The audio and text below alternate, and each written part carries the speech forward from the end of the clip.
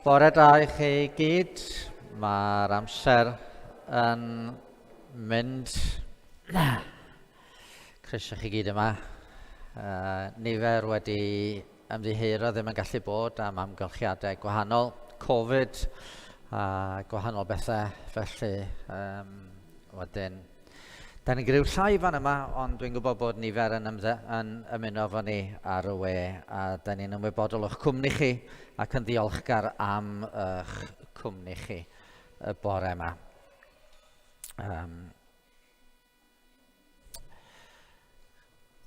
Chydig gyhoeddiadau, dwi'n mynd siŵr faint fydd o gwmpas nos Fercher, ond mae cwrgweddi fod nos Fercher gewn ni weld pwy sydd o gwmpas ar gyfer y cyfarfod hwnnw.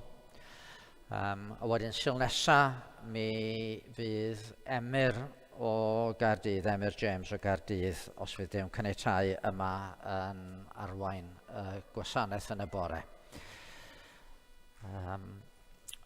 Un cyhoeddiad arall, mae'r rheolau wedi newid heddiw yn ôl y Llywodraeth yng Nghymru, ac da ni'n ôl pellter 2 fetr rhwng pobl, gofyn i chi ddefnyddio drws yna i fynd allan ar y diwedd, gan obeithio bydd hynny yn ddigon syml i ni, ac i ni beidio ymgasglu fan yma. Dwi'n gwybod mae'n oer, ond falle byddwn ni, os da ni eisiau siarad, i ni siarad tu allan a ceisio parchu rheolau sydd yn cael ei rhoi.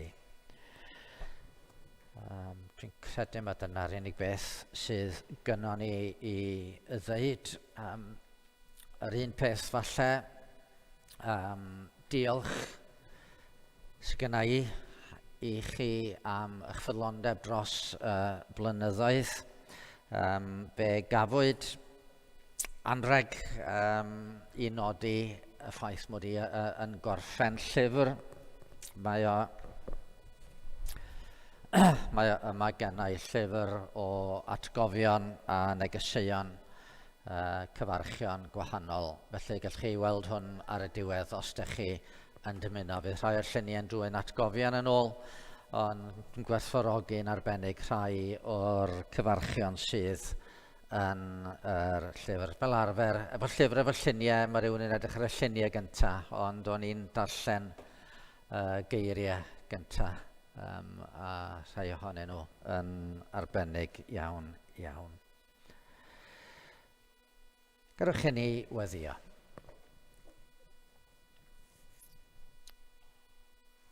Arglwydd yn Duw, wrth i ni nesu at ti ar fore arall. Ar fore Sul, pryd da ni'n cael unwaith eto cofio bod y drws yn agored i ni dy gyfarch di. Ar fore Sul ola blwyddyn sydd wedi bod yn anodd am ryw resymau. Ar fore lle da ni, o ddiwn tad hefyd, yn agos iawn at y Nadolig ac yn cofio am dy gariad ac am dy ras di, yn caru'r byd ac yn danfon dy fab i fod yn waredwr y byd. Da ni ddiw o bore ma'n dymuno codi'n golygon, codi'n calonau mewn mawl ac mewn addoliad ger dy fron di. Lle gad i'n amser efo'n gilydd o ddiwn tad, fod wir yn helpu ni, yn fendith i ni, ac yn glod ac yn ogoniant i dy enw di, wrth i ni fawrhau yr arglwydd Iesu Grist. Bod iddo ef gynyddu y bore yma yn ein golwg ni ac yn ein cariad ni, mwyn dy enw o ddiwn tad. Amen. Mi ganon ni emyn, wel mae'n emyn, mae hefyd yn garol yn dydi. Wele cawsom y Meseia, cyfaill gwerthfawrocar i oed. Darfu Moses a'r proffwydi ddweud amdano cyn ei ddod. Iesu yw gwir fab Duw, ffrind a phrynwr dynol ryw. Moses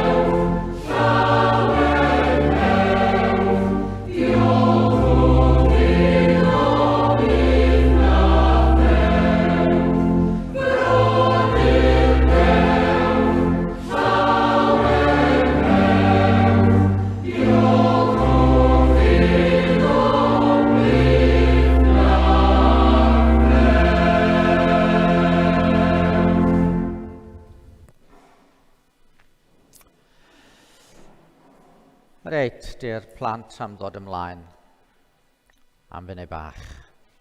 Dowch chi eistedd fama, ia? Just am funud. Reit.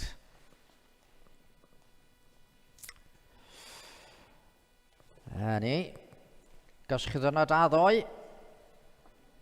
Do. Do, reit. Na ni. Meri ddim am ddod ymlaen. Dyna fo. Reit. Gos chi anrhegion neis? Do? Gos chi anrhegion? Ydych chi'n hapus efo'ch anrhegion? Ydych? Chi wedi bod yn chwarae efo nhw? Chi wedi bod yn deud wrth eich ffrindiau pa anrhegion ydych chi'n cael? Neu fyddwch chi, pan ydych chi'n gweld eich ffrindiau, fyddwch chi'n deud, mi ges i peth a peth. O'n i'n gweld rhywun yma, dyn nhw ddim yma heddiw, ond oedd na rhywun yma ddoe efo deinosor mawr yn doedd. Oedd na rhywun efo deinosor mawr, dwi'n siŵr bod yn mynd i ddeud wrth i ffrindiau, dwi wedi cael deinosor, mae'n ffantastig, mae'n gret. Wel, oedden ni'n clywed ddoe bod Ben wedi cael Chromebook. Waw. Na chi rhywbeth? Chromebook. I allu neud lot o bethau efo fo. Ie? Na fo, reit. Pan da ni'n cael rhywbeth da, da ni'n hoffi deud wrth bobl amdano nhw, dydyn. Rwan, yn yr wythnosau diwetha, dwi wedi bod yn sôn wrthoch chi yn dydw am yr Advent. Sa'n ni'n cael yr... O, mae hwnna fyny. A chi'n cofio, yr wsos gyntaf oedden ni sôn am...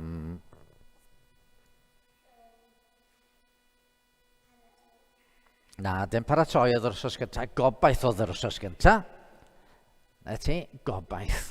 A wedyn yr ail wsos oedd paratoi, a trydydd wythnos oedd llawenydd, a'r pedwerydd wythnos doedden ni ddim yma, so ges i ddim sôn yn iawn, ond y pedwerydd wythnos oedd llawenydd. Rwan mae amser Advent wedi pasio achos paratoi ar gyfer y Nadolig oedden ni. Ond dwi eisiau sôn am y pedwerydd, yr addoli yma. Addoli? Be di addoli, dych chi'n meddwl? Mae addoli yn debyg iawn i be ydych chi'n gwneud pan ydych chi yn cael anrhegion. Mae'n deud, dyma'r anrheg wedi gael, a mae o'n ffantastig. Ie? Ie, na ti, da iawn.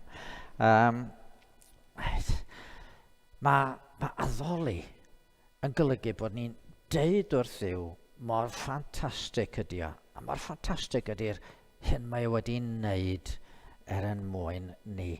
A dyna pam da ni'n canu carolau. Mae carolau yn atgoffa ni o be mae Duw wedi dweud. Chi'n mwyn y llyfr yma dwi wedi cael?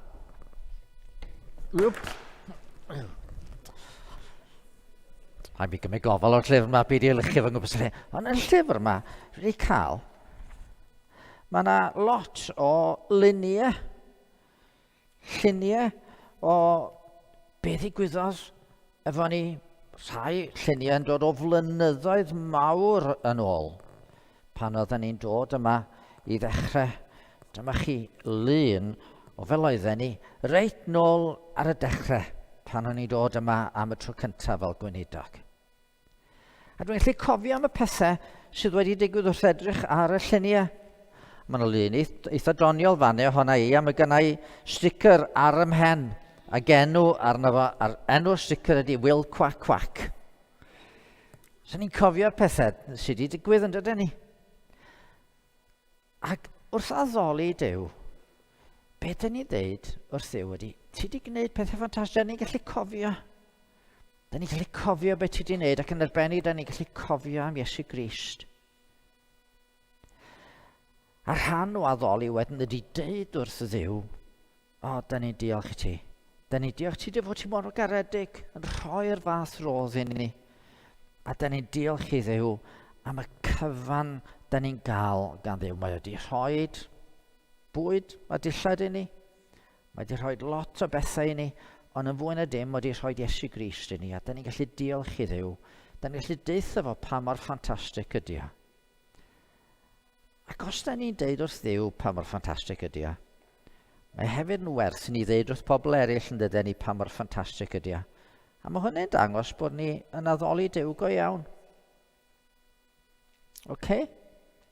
So, dyna beth dwi eisiau chi gofio rwan, ydy pan da ni'n dod at ein gilydd, da ni'n canu emynau, carolau, da ni'n gwrando ar y bregaeth ac yn y blaen. Mae i gyd yn rhan o addoli Duw a deud wrth Duw, da ni wir yn meddwl bod ti'n gret a bod ti'n garedig a da ni'n diolch i ti am y cyfan o ti wedi ei wneud. A felly fyddwch chi'n gallu gwneud hynny wrth i'r amser fy'n neud blaen. Rwan, sos nesaf yma, mae yna rhywun yn cael pen blwydd. Anna, ti'n cael pen blwydd yn dweud. A felly mae gan ei adnod i ti.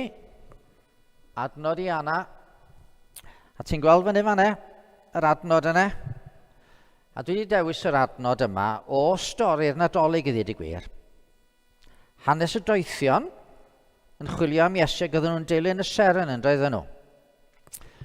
Ac yr adnod yna, a phan welsant y seren, yr oedd yn llawen dros ben. OK?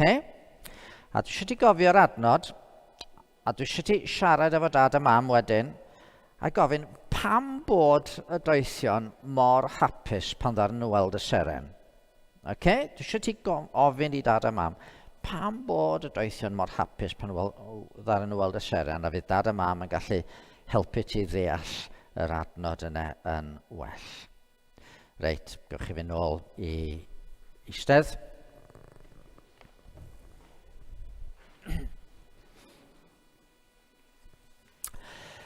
A mi ddarllenau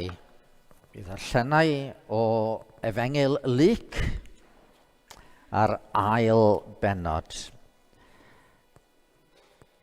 Ni'n parhau efo thema'r Nadolig.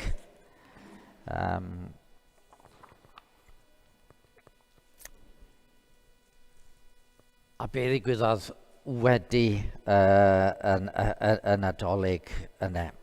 Efengyl Luc yr ail bennod, a fyddai'n dechrau darllen yn adnod 22. Roedd hwn ychydig wythnosau ar ôl geni yr arglwydd Iesu Grist. A mi oedd Mair a Joseph yn mynd i Jerusalem i'r deml. Luc yr ail bennod adnod 22. Pan ddaeth amser ei piredigaeth, yn ôl cyfraith Moses, cymerodd ei rieni ef i fyny Jerusalem i'w gyflwyno i'r arglwydd, yn unol ar hyn sydd wedi sgrifennu yng nghyfraith yr arglwydd. Pob gwryw cyntafynedig fe gelwir yn sanctaidd i'r arglwydd, ac i roi offrwm yn unol ar hyn sydd wedi ddweud yng nghyfraith yr arglwydd. Par o dirturod neu 2 giw colomen. Nawr, roedd dyn yn Jerusalem o'r enw Simeon. Dyn cyfiawn a diwiol oedd hwn, yn disgwyl am ddiddannwch Israel, ac roedd yr ysbryd glân arno. Ac roedd wedi cael datgyddiad gan yr ysbryd glân na welai farwolaeth cyn gweld Meseia'r arglwydd. Daeth i'r deml dan arweiniad yr ysbryd, a phan ddaeth y rhieni a'r plentyn Iesu mewn i wneud ynglyn ag ef yn unol ag arfer y gyfraith, cymerodd Simeon ef i'w freichiau, a bendithiodd Dduw gan ddweud, "Y nawr yr wyt yn gollwng dy was yn rhydd o arglwydd mewn tangnefedd yn unol âth air.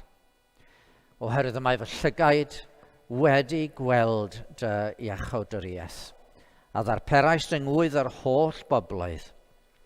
Goleuni i fod yn ddatgyddiad i'r cenhedloedd ac yn ogoniant i'th bobl Israel."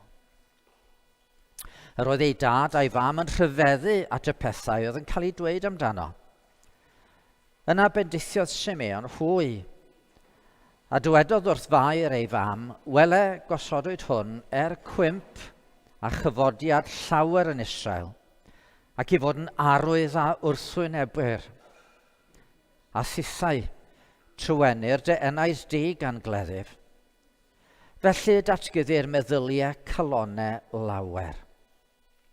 Yr oedd proffwydes hefyd, Anna, merch Ffaniwel o Lwyth Aser, Roedd hon yn oedrannus iawn wedi byw 7 mlynedd gyda'i gŵr ar ôl priodi ac wedi parhau'n weddw nes i bod yn nawr yn 44 oed. Ni fyddai byth yn ymadael ar deml, ond yn addoli gan yn prydio a gweddio ddydd a nos. Yr awr hon safodd hi gerllaw a moli Duw a llefaru am y plentyn wrth bawb oedd yn disgwyl rhyddhad Jerusalem. Dyma air yr arglwydd. Chi'n meddwl am Simeon fanne yn disgwyl ac yn gweld ac yn adnabod y Meseia i gymryd o yn ei freichiau ac edrych lawr ar y gwyneb yna. Da ni am ganu carol rwan, ganwyd i esynyddiau Herod, ganwyd i esyn frenin ef, gwelwyd seren yn y dwyrain oedd yn arwain ato ef. A mae'r gytgan wedyn, efallai bod y gytgan yn sôn am edrych ar Iesu'n y presep, dwi'n siŵr bod y gytgan yn rhywbeth fydde Simeon yn gallu unieithu efo hi. Rho'n ein moliant uwch ei bresep. Mae'r gogoniant ar ei wyneb. Wyneb Iesu. Wyneb Iesu. Brenin nef.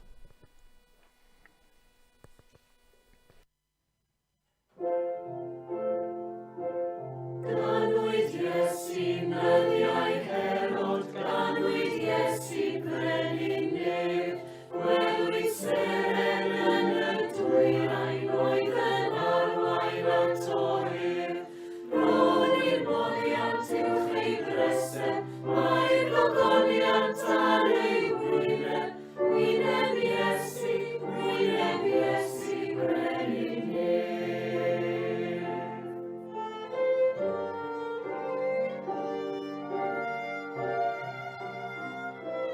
Gweled seren brin y dwyrain yn onsefyll yn ynyn, uwch y lle o'r weddau'r bychan, mi llawenig o grosel. Ro'n ein moliant uwch ei bresep, mae'r gogoniant ar ei wyneb, wyneb Iesu brenin nef.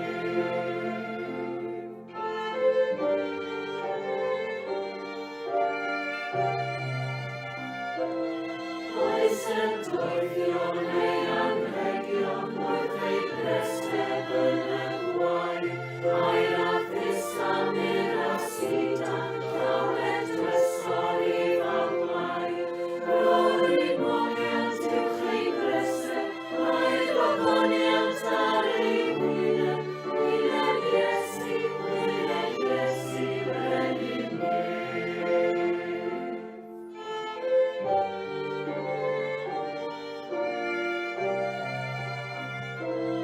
Dwyd anylion gyda dynion, nid trysor mwyau ddig, a thramodion lwybrau deiar, Iesu Grist brenin ni. Ro'n ein moliant uwch ei bresep, mae'r gogoniant ar ei wyneb, wyneb Iesu brenin nef.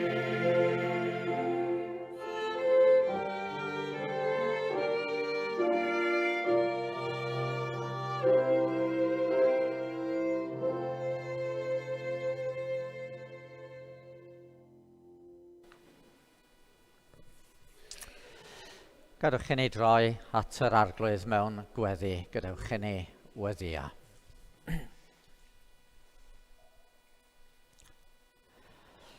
O Dduw ein tad a thad ein harglwydd Iesu Grist, da ni parhau i ryfeddu wrth i ni gofio am hanes Nadolig cyntaf hwnnw. Da ni mor ddiolchgar o Dduw ein tad yn bod ni erioed wedi cael clywed dy fod ti yn dy drigaredd wedi cofio'r byd yma ac wedi danfon dy fab i'r byd mwyn ni. Da ni ddim yn deall y cyfan o Dduw tad, mae rhaid i ni gyfaddau.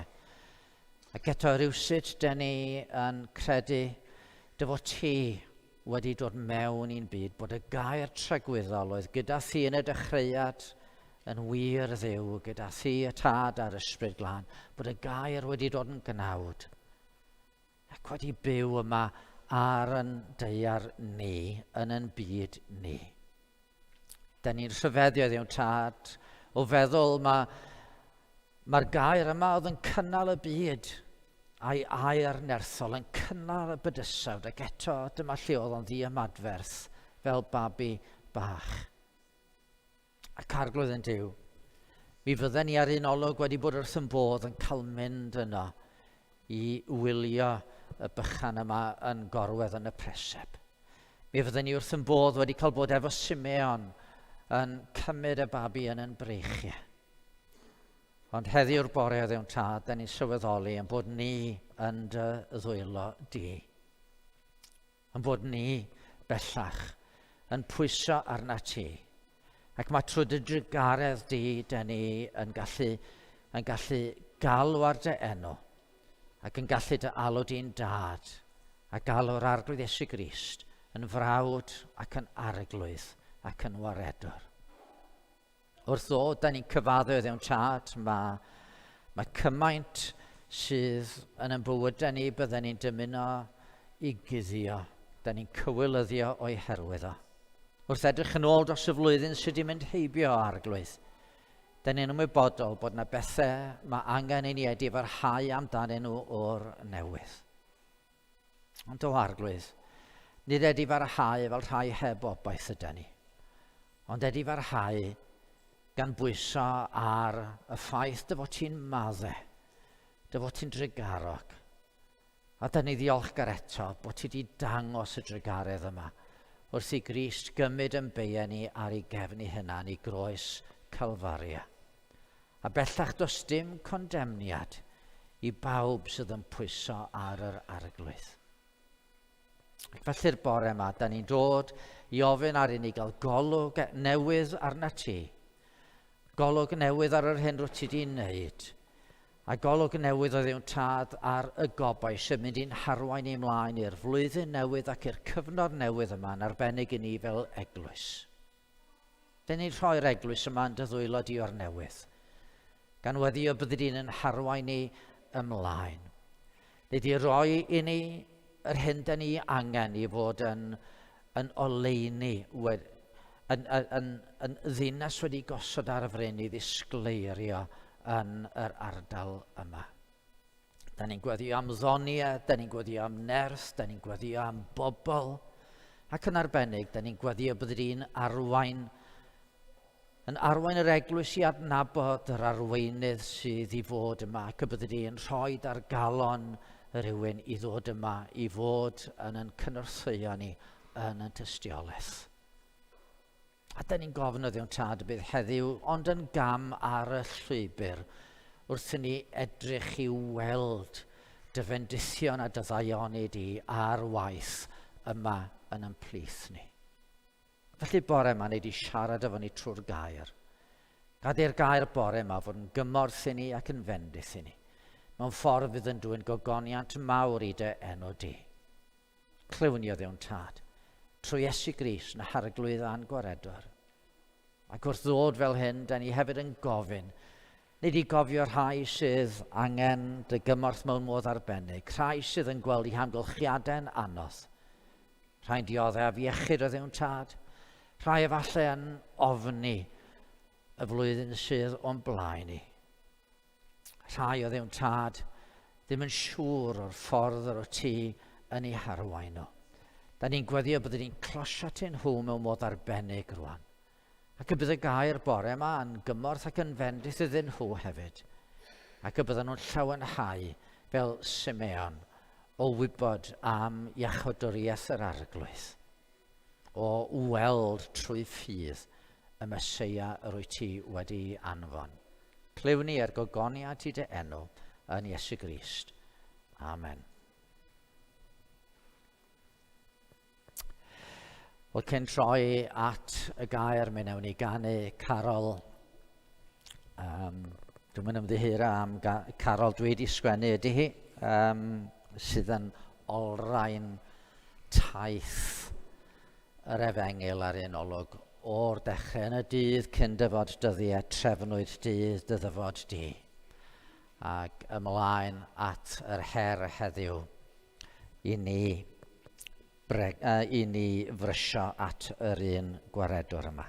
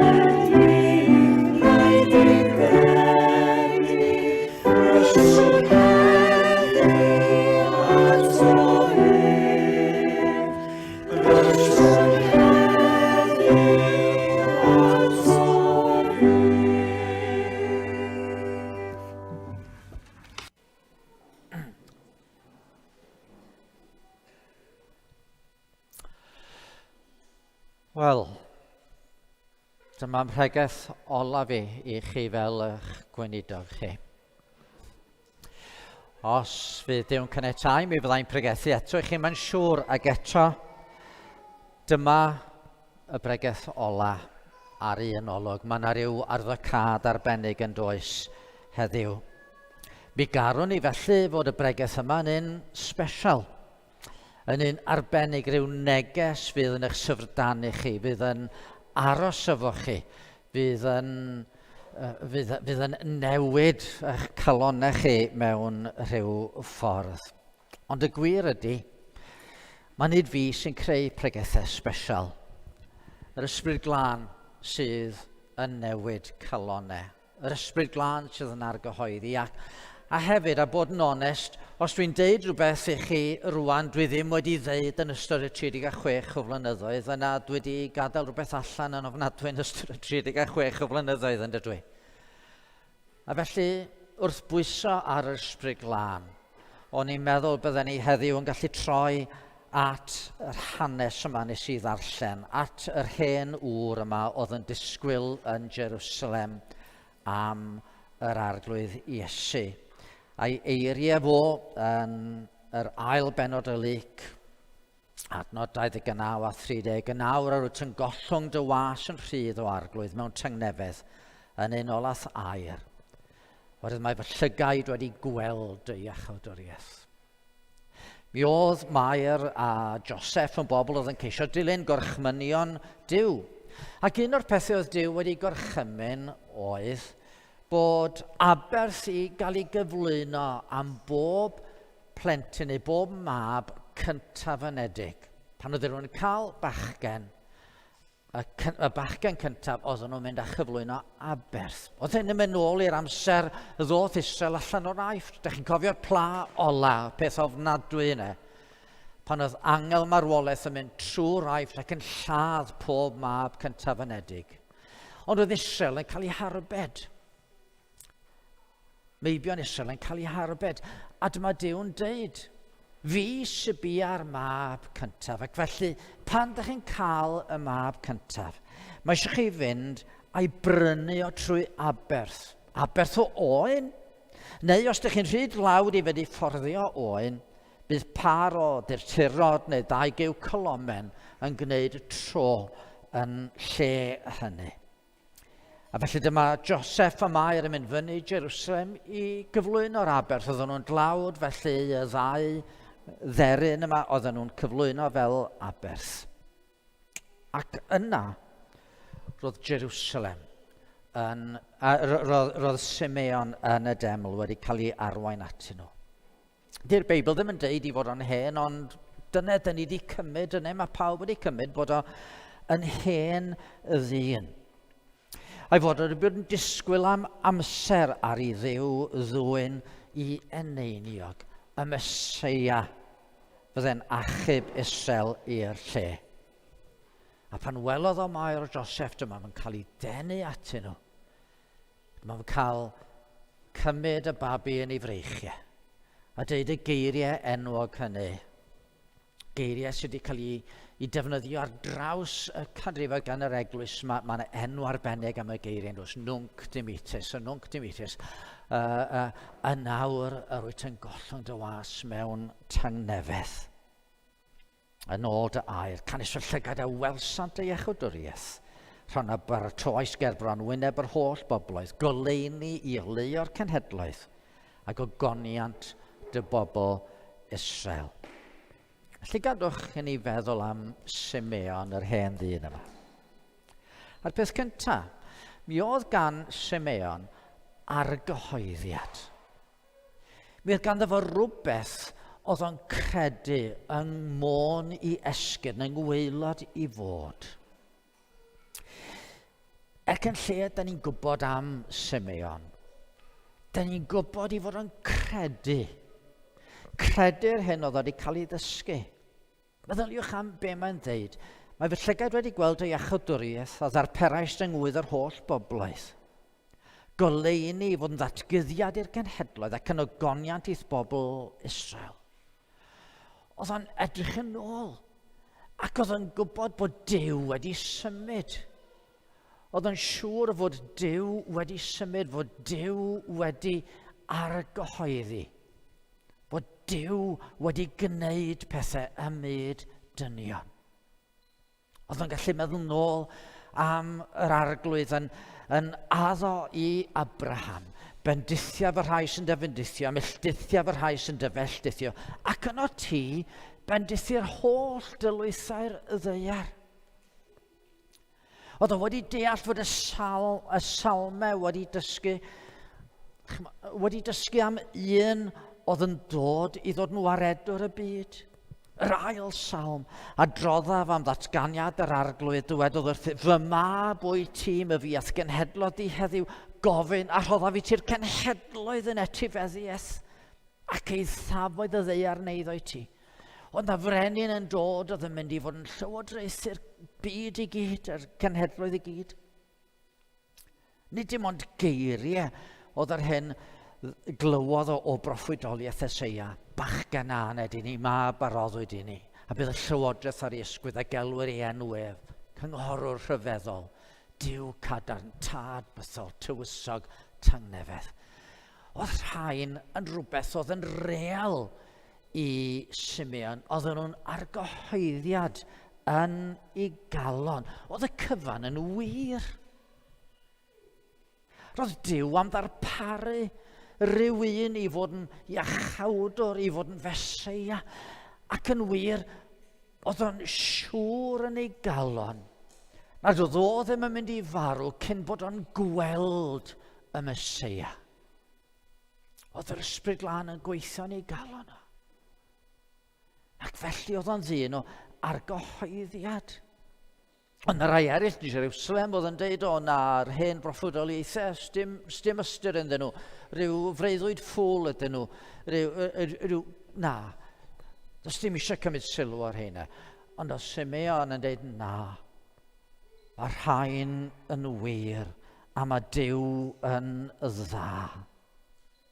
Dyn cyfiawn a diwiol oedd hwn yn disgwyl am ddiddannwch yr Israel.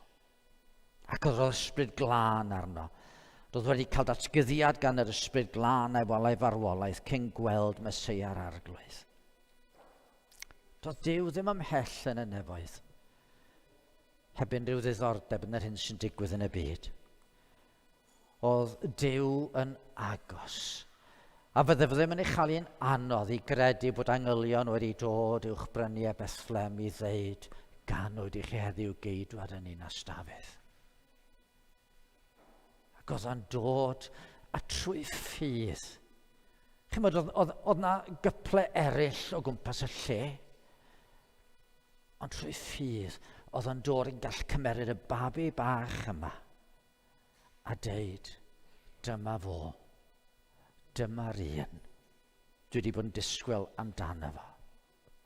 Oedd o'n gwybod fod Dyw'n ffyddlon, ac unwaith oedd Duw di addo, oedd o'n mynd i wneud rhywbeth. Ac os oedd yng ngweinidogaeth hi yma dros y blynyddoedd wedi bod yn dod o unrhyw le, oedden nhw'n dod o'r argyhoeddiad fod Duw yn real. Fod Duw yn symud, fod Duw yn delio fo ni fel pobl, fod Duw yn gweithio heddiw. Mi symudodd o'n y mywyd un arbennig gallai feddwl yn ôl i 1973 pan ddes i gredu am y tro cyntaf. A Duw wedi bod yn gweithio y mywydau pobl. A dyna'r hireth y byddai pan greiddai'r nefoedd yn gallu edrych yn ôl a gweld fel gnath Duw weithio yng nghalonnau pobl, fel nath Duw weithio mywydau pobl dros y blynyddoedd yma. A fel mae Duw'n parhau i weithio yn eich calonnau chi ac yn eich bywydau chi. A dyna da ni isio, pan da ni'n meddwl am weinidog, da ni isio gweinidogaeth o argyhoeddiad fod Duw yn real ac ar waith. Ond yn ail beth, roedd gan Simeon fwy na jyst argyhoeddiad, roedd ganddo fo dystiolaeth i'w rhoi. Am fod ganddo fo'r argyhoeddiad fod Duw'n mynd i anfon y Meseia i'r byd, ac bod yn mynd i gael ei weld o cyn marw, mi oedd yn dod i'r deml ddydd ar ôl dydd. Ond nid y fan honno fydde y Meseia yn ymddangos. Mi oedd Duw wedi deud wrth Meica, neu trwy Malachi, wel fi'n anfon fy nghenad i baratoi fy ffordd o'n blaen, ac yn sydyn fe ddaw'r arglwydd yr ydych neu geisio i mewn i'w deml.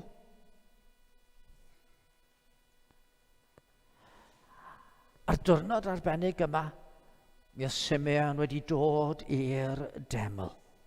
A'r hireth yma yn ei galon, yn hireithi am ddiddannwch Israel, medde Beibl yn de. A dyna lle oedd o. Oedd na ambell i gwpl ifanc yn dod efo'i babanod i'w cysegru nhw, a oedd yn edrych ond dim byd yn symud. Ac yna fe welodd o Joseph a Mair. A Dyw'n sibrwd yn ei galon o, rywsut da ni'n gwybod sut, ond oedd o'n gwybod, dyma nhw, dyma fo.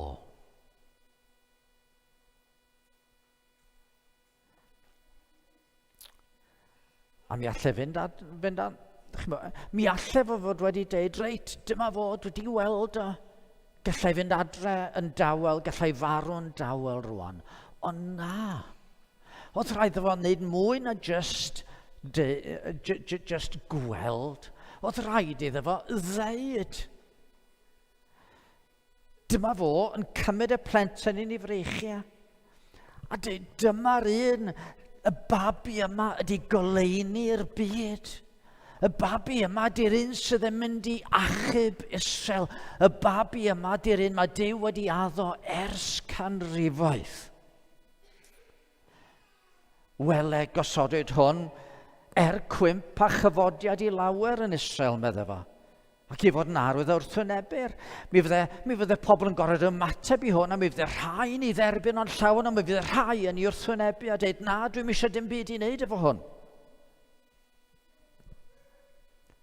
A mi oedd yn gorfod rhoi'r dystiolaeth yma, oedd yn gorfod deud, dyma be sydd yn digwydd, dyma be mae Duw wedi wneud.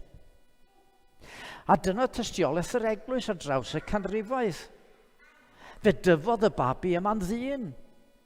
Pan oedd tua 30 mlwydd oed, fe ddechreuodd o brygethu a gwneud rhyfeddodau o iachau o pobl o bob math o afiechydon. A mi ddaru pobl i ymateb iddo fo. Mi oedd rhai'n credu, ond mi oedd na lawer yn gwrthwynebu hefyd. Ac yn y pen draw fe gymro nhw i ffwrdd i gondemnio a'i groesoelio. Ond wedyn fe atgyfododd a dangos fod ei farwolaeth nid dim ond yn ddiwedd ei fywyd, bod na ddystur dyfnach i'w farwolaeth. Dyma o'n Duw yn cymryd y maith bechod y byd. Dyma'r un o'i gariad yn talu'r pris am yn drygion i ni. O'r fath gariad, yn estyn allan ac yn dweud, dowch ata i bawb sy'n blinderog ac yn llwythog a mi roi esmwythad i chi. Dwi ddim wedi dod i gondemnio, ond i gynnig trigaredd a gras fydd yn fywyd i chi. Fydd yn dangnefedd fel y profodd Simeon. Fydd yn ddigon i'ch cadw chi trwy fywyd, trwy farwolaeth i fywyd tragwyddol. A mae pawb sy'n dod at hwn yn profi gariad. A mae rhai'n dweud, na, da ni'n misio fo, da ni'n misio dim byd i wneud efo hwn. A mae'n eraill sydd yn dweud, wel, dwi'n digon da. Mae'n hechod i'n rhy fawr. Ond mi ddydodd Iesu, ni fwri efallan byth mor sawl sy'n dod ata fi. Ie, dwi'n sythio'r un pechod dro ar ôl tro. Ni fwri efallan byth mor sawl sy'n dod ata fi. Ond dwi wedi gwrthod credyn y gorffennol. Ie, os doedd i rwan, ni fwri efallan byth mor sawl sy'n dod ata fi. Ond dwi'n siŵr fedra i fod yn ffyddlon. Ni fwri efallan byth mor sawl sy'n dod ata fi. Dyma dystiolaeth Simeon. A dyna pam na fedrwn ni byth grwydro ymhell o'r groes. Yng Nghapel y Ffynnon, dyna'r un peth o'n i yn penderfynol o gael. Oedd na groes di bod yn ffrynt y capel, ond dyma Penrallt yn cymryd y groes efo nhw, ond o'n i isio croes arall.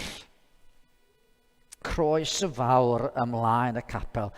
Croes fawr i ddangos mae dod i farw dros y byd nath Iesu. Croes wag i ddangos fod Crist wedi atgyfodi.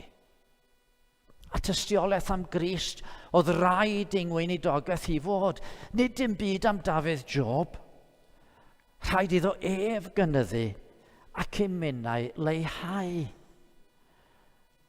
A'r holl fwriad trwy'r cyfan oedd dangos cymaint oedd cariad yr arglwydd Iesu Grist. Dyma'r dystiolaeth, bod Crist yn eich gwahodd chi i brofi ei drigaraeth. Na fydd na ddim drwg yn digwydd i chi trwy ddod at Iesu Grist. Na chewch chi ddim cam gan yr arglwydd Iesu mewn unrhyw ffordd. Dyna'r dystiolaeth o Simeon eisiau rhoi, dyma'r dystiolaeth mae'r eglwys eisiau rhoi, dyma'r dystiolaeth dwi wedi bod yn ceisio i roi ar draws y blynyddoedd. Ond dwi'n dod at ddiwedd yng nghyfnod fel gweinidog yma. Ac felly mae yna bwynt arall dwi eisiau deud. Fe ddaru Simeon drosglwyddo'r dystiolaeth i bobl eraill i'w rhoi. Mi fu farw Simeon. Mae o ddaliodd y gwaredwr yn ei freichiau. Wedi mynd a bellach mae o ymreichiau i waredwr yn dydy. Ond sut da ni'n gwybod am be ddigwyddodd? Sut da ni'n gwybod am be ddydodd o? Sut da ni'n gwybod am yr hen ddyn yma yn Jerusalem? Sut da ni'n gwybod am y bugeiliad a'r doethion, am Herod a'r ffoi i'r Aifft? Wedi'r bugeiliad Adel, Mair a Joseph, da ni'n darllen yr oedd Mair yn cadw'r holl bethau hyn yn ddiogel yn ei chalon ac yn myfyru arnynt. A flynyddoedd yn ddiweddarach, wedi Iesu fyw, marw ac atgyfodi. Dyma Luc wrthi yn chwilio'n ofalus i mewn i'r hanes. Ac efallai bod wedi siarad efo Mair ei hunan. Neu efallai bod wedi, yn sicr oedd wedi siarad efo'r apostolion oedd yn adnabod Mair. Oedd Simeon wedi rhoi'r dystiolaeth ac oedd Mair wedi adrodd y dystiolaeth. Ac oedd yr apostolion wedi adrodd y dystiolaeth, a dyna oedd yr eglwys yn ei wneud. Mynd ati ddeud wrth eraill. Ac Simeon farw dros 2000 o flynyddoedd yn ôl, mae gynddon ni dystiolaeth o hyd heddiw, a da ni'n gallu clywed o. Fe nath genhedlaeth adrodd wrth genhedlaeth, ac fe ychwanegwyd at y dystiolaeth. Fe gawson ni'r Beibl. A fe ychwanegwyd hyd yn oed at hynny trwy i bobl ddangos fel mae'r Beibl wedi effeithio ar ei bywyd nhw ac wedi newid ei bywyd nhw, wedi dod â ni i berthynas fyw efo Duw. Trwy i bobl basio'r peth ymlaen, trwy i bobl roi'r dystiolaeth ymlaen. Mewn ras rile, da chi'n cael un y cychwyn a mae'n dal y baton. A mae'n rhedeg, a pan mae ran o'r ras drosodd, mae'n rhoi y baton ymlaen, a mae rhywun arall yn cymryd y baton ac yn rhedeg ymlaen.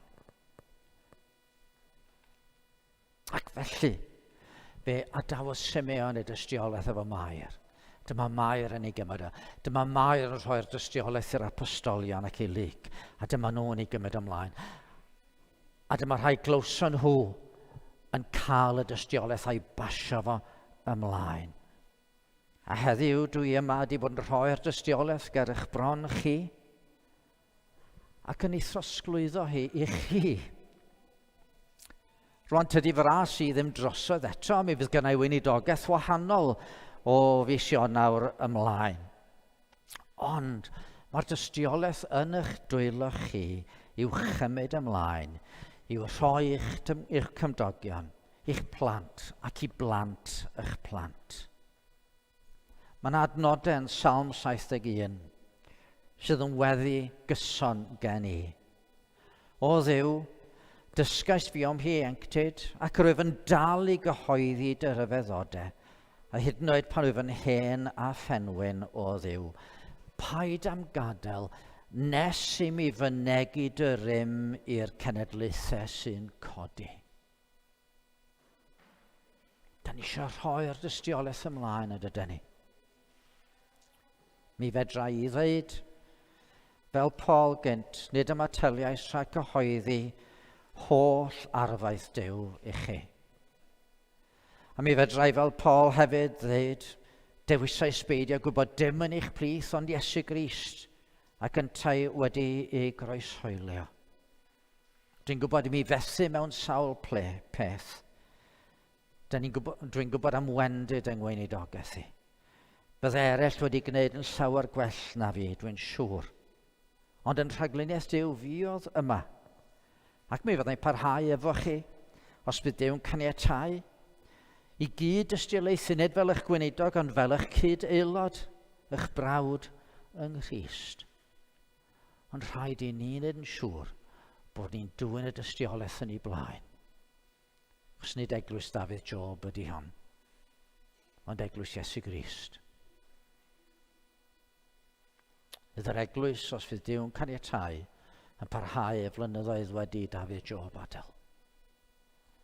Ond mi fydd Duw ar ei orsedd yn galw pobl ato fo'i hunan, Iesu yn drigarog, yn dweud, dewch atai, ac os dewch atai, ni wna'i byth eich gwrthod chi. Ydych yn ei weddia. O Dduw yn tad, Duw trigarog wyt ti, a'r drigaredd hwnnw wedi i ddangos yn glir yn yr arglwydd Iesu Grist. Fe welodd Simeon hynny trwy ffydd, wrth iddo gymryd y plentyn bach yn ei frechiau. Fe welodd yr apostolion hynny wrth weld yr un yma wedi tyfu'n ddyn yn cyflawni rhyfeddodau yn rhoi i ddysgeidiaeth. A wedyn oedd yw'n tad fe welson nhw fo'n cael ei gymryd a'i groesoeliau y ladd. Ond wedi'r gofid a'r dagre a'r tywyllwch hwnnw, fe gawson nhw dystiolaeth glir i fod o wedi dod yn ôl yn fyw. A fe drosglwyddwyd y dystiolaeth. Gad i'r dystiolaeth honno barhau ynddo ni a thrwon ni. A bod i'r dystiolaeth gyrraedd yn plant, a phlant yn plant, a'i plant ffeithiau hyd y drydedd a'r bedwaredd genhedlaeth, gogoniant i dy enw. Amen.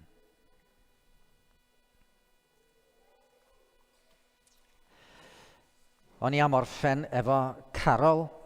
O'n i'm yn siŵr pa emyn i'w dewis, ond dwi wedi dewis Carol. Ganwyd yn faban a'i roi yn y preseb, ganwyd yn frenin y cread i gyd. Ac yn arbennig y pennill ola yma ydy'r hyn dwi eisiau bod ar yn calonau ni. Ef ydy'r bugel sy'n ceisio'r golledig. Ef yw'n brenin yn gorwedd mewn cryd. Gorsedd ein calon sy'n disgwyl amdano. Rhown iddo goron ein bywyd i gyd.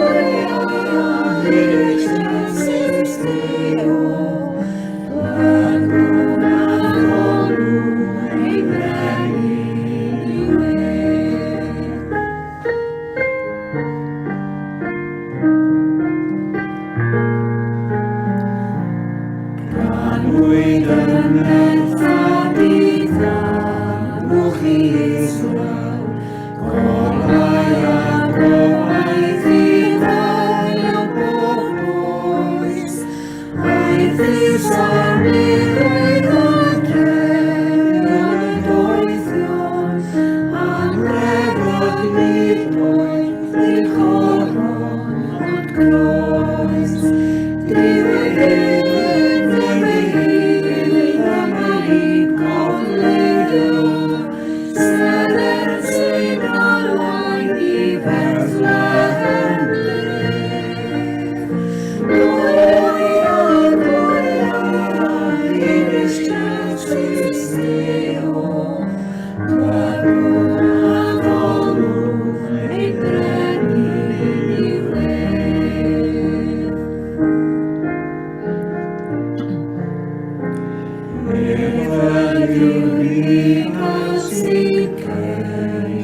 golledig, Yw ein blennydd yn ôl yn ddewgli, Orsedd ein calon sy'n byd gwrandaro, Rhwng i fod o'r ein glywyd i gyd. Drwy ddilyn ddamai'n cogleo, Seres ei rawau i Bethlehem Gloria, Gloria, in excelsis Deo, Agro a volum ein blennydd